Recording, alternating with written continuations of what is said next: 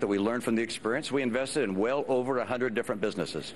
And the people have looked at the places that have added jobs and lost jobs, and that record is pretty much available for people to take a close look at. Well, Scott Robinson is a political commentator and editor of the politicalderby.com. He joins us now via Skype from Charleston in South Carolina. Good to have you with us. Let's talk about Jon Huntsman first. What does his endorsement for Mitt Romney do as far as boosting his chances in South Carolina? Well, in Mitt Romney's case, in the latest poll, he is actually 11 points ahead of Newt Gingrich. Huntsman has been polling around 5 or 6 points. If all of those voters go to Mitt Romney, he will win South Carolina by a significant margin. So is he pretty much looking, I mean, let's just say he wins South Carolina, is he pretty much unbeatable at this point? He basically is unbeatable at that point. South Carolina has picked every Republican nominee since 1980.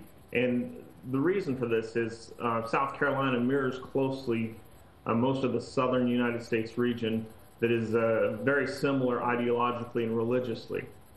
So if Mitt Romney takes South Carolina, he'll also end up taking most of this significant block of the Republican voters.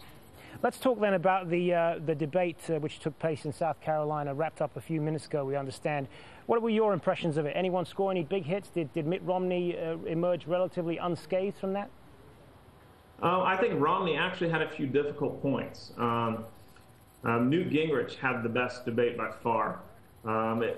Is it enough to close a 10, 11-point gap that he's looking at in the latest polls? Probably not. I think debates are more a matter of maintaining your current position and not having a significant problem that will be exaggerated in the media and in campaign ads. So I think most of the candidates held course. If anyone scored some points, it was Newt Gingrich. So let's take this forward a little bit more. Imagine if Mitt Romney does emerge as the Republican nominee. How does he stack up against President Obama right now? Say if the election was tomorrow. Mitt Romney is the only Republican candidate who has consistently polled at a level versus Barack Obama that even with him or beating him, he is the best choice of the Republicans to beat Barack Obama today. So he would have the most likelihood of having success against the president. But obviously lots more to happen over the next few months as we go into this election, which is in November. For the moment, Scott Robinson, good to get your thoughts in South Carolina. Thank you.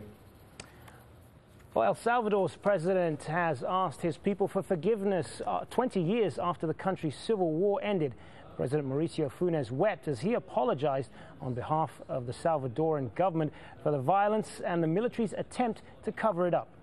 Rachel Levin reports from El Mozote, the site of the war's worst massacre.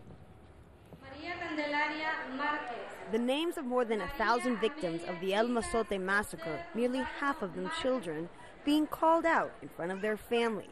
The handful of survivors, and most importantly, the president of El Salvador, Mauricio Funes. And he responded to their pleas for